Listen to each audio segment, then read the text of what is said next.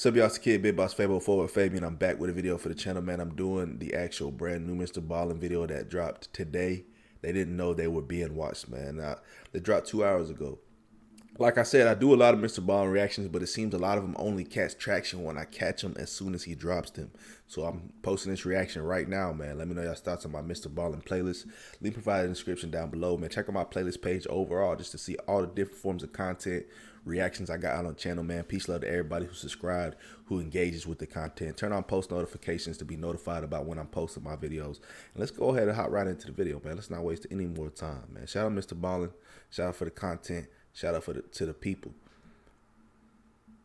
Haven't heard about what happened at the Gay Pride Parade in the Netherlands, it's likely because you haven't seen the infamous security footage that's currently going viral on Reddit and other places on the internet. Today, I'm going to show you portions of that security footage and tell you the story about what's really happening so you have context and can really appreciate what you're seeing. But before we get into that story, if you're a fan of the strange, dark, and mysterious delivered in story format, then you've come to the right place because that's all we do, and we upload once a week. So if that's of interest to you, please swap out all of the Pop-Tarts in the like button. Said the Pop-Tarts.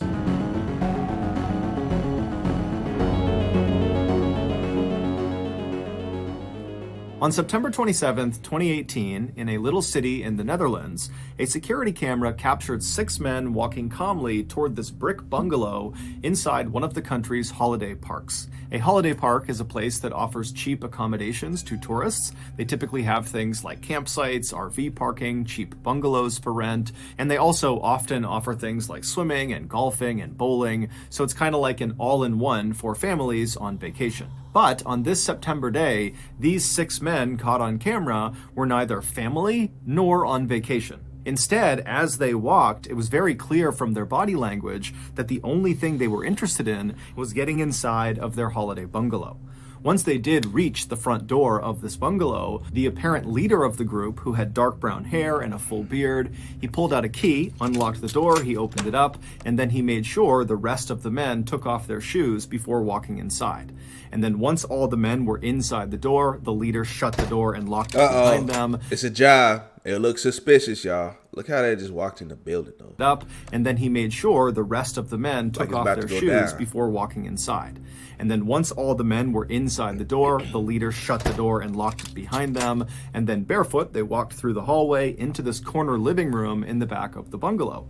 And in this room, there was this L-shaped couch that was centered on a coffee table and a couple of chairs scattered throughout the rest of the room. And so the 6 men kind of took up seats in these different places. And then after they were all sitting down, 2 of the men who had been seen walking into the bungalow carrying backpacks and duffel bags, they pulled those bags out and set them on the coffee table. And as soon as these 2 men did that, the other 4 men who had been chatting amongst themselves went completely silent and turned and just faced the bags on the table. It was very clear that whatever was in the bags was very significant. So significant, in fact, that the group had pulled most of the curtains across So significant, in fact, that the group had pulled most of the curtains across all of the windows inside of this bungalow to make sure no one outside could look in and potentially see the contents of these bags. And once the 2 men unzipped the duffel bags and backpack and began putting the contents of the bags onto the table,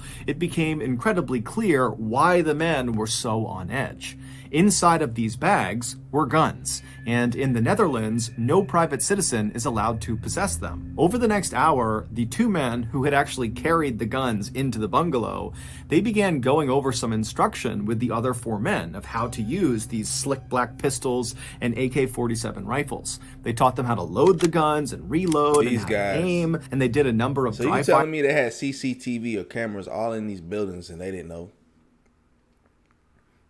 You guys not that bright. And you didn't look up and see, oh, there's a camera. They're recording us right now.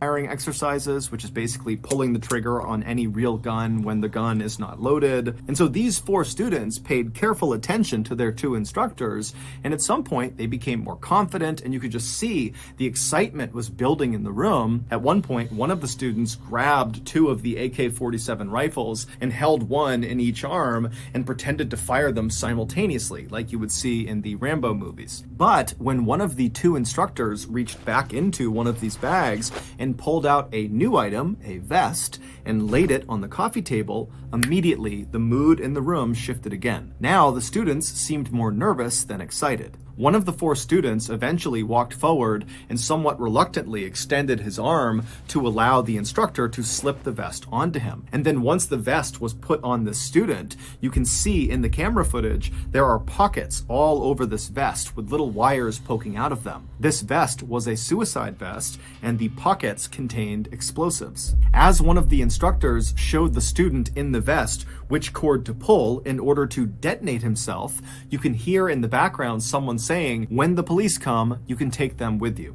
A little over 2 hours later, these 6 men were done, and they began packing up their arsenal of new weapons back into the bags, and then they stood up to leave. But when they left, it was the students who had the bags of weapons, not the 2 instructors. Once the 6 men had left the bungalow and were back outside again, they put their shoes back on, they locked the bungalow behind them, and then the 2 instructors were seen on camera walking away from the bungalow to a separate car. They drove off, and then the 4 men that now had the weapons, they walked to a nearby white cargo van, which contained 1 other man who had not been inside of the bungalow with them, but he was very much a part of this group. He was their driver. And so as the 4 men with guns approached the white van, the driver saw them, he climbed out, he ran around to the back and opened up the back doors that led into the windowless back cargo area of the van. And the 4 men with guns, they climbed inside, the driver shut the van, climbed back into the driver's seat, and then before long, the driver was leaving the parking lot and heading north towards the city of Amsterdam, which is the capital of the Netherlands. They got everything on camera.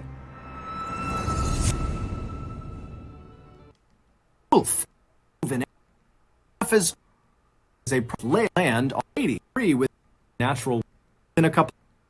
This Amsterdam plays host to get. Every year, Amsterdam plays host to one of the largest gay pride parades and events in the world. The location is significant to the LGBTQ community because it was here in 2001 that the first gay marriage bill was signed into law, making the Netherlands the first country in the world to legalize gay marriage. So, for 1 week a year, hundreds of thousands of people pour out onto the streets and line the canals of Amsterdam, all drawn together to affirm gay rights and to celebrate their sexual expression, preference, and identity. And the men in the white windowless van intended to use their new weapons and training to kill or maim as many parade goers as possible. They were hopeful that their terrorist attack would rival or even eclipse the attack from 2015 in Paris in a nightclub that killed or injured more than 500 people and sent shockwaves. There's been a lot of these, LGBT community attacks globally. Because I remember in Orlando, several years ago, something had happened over there, and then there's been several other places, but it's wild to me that you got people, getting. I mean, there's a lot of hate crimes done everywhere when you really think about it. Against minorities, in general, but it's crazy that you have people taking the time out to formulate plans and getting this calculated with it, like they're on a mission to like. Some people, they really think of it like that. Like they're trying to basically decimate a population, if you would even call it that. Through Europe. 30 minutes later, the 4 men in the back of this windowless van felt the van slow down and pull off the main road and not come to a complete stop, but just kind of begin to slow roll, which was odd because they had no reason to slow down and they were at least 30 minutes away from their destination. And so instinctively, the men reach down and make sure their guns are safely stowed inside of their bags and out of sight in case somebody opens the back door. They don't want people to know they have guns. They are illegal. And so as the van continued to go painfully slowly for really no reason that was clear, the men in the back of the van were really starting to worry that something was wrong. Now remember, they have no windows. They can't look outside. They don't know what's going on. However, there was a small crack in the partition that separated the back of the van from the front of the van where the driver was. And so the men in the back of the van began craning their necks and looking through this little crack to try to see if they could understand what was in front of the van and, why the driver had stopped. And when these men looked through that that little crack and they saw what was out there, they immediately began to panic. They began reaching down and fumbling for their bags, trying to open them up to get their guns. And then by the time they're kind of getting the guns into their hands, all the doors on the van fly open, and the men in the back just begin firing their guns blindly at the open doors. But when they pull their triggers, nothing happens because their guns were fake. They had been sold to them by the people who were flinging open their doors, the police in tactical gear with their dogs, and they knew these guys had fake guns. They knew their suicide vests were fake. They were full of fake explosives. They have nothing lethal inside of this van. And so the police,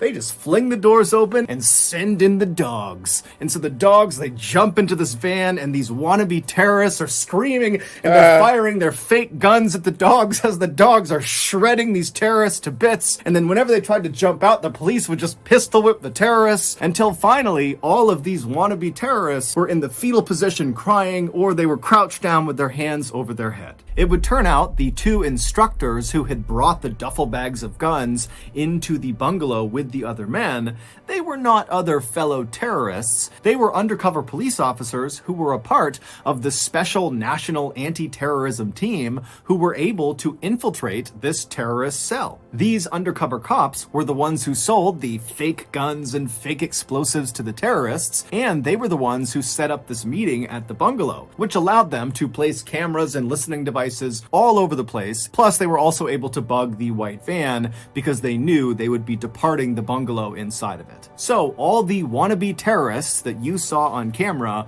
plus two others that were not seen on camera but were totally involved, were all sentenced on October 8th, 2020 to anywhere from 10 to 17 years in prison. Meanwhile, the Amsterdam Pride Parade went off without a hitch. Wow, so they had caught it in time. I like that, man.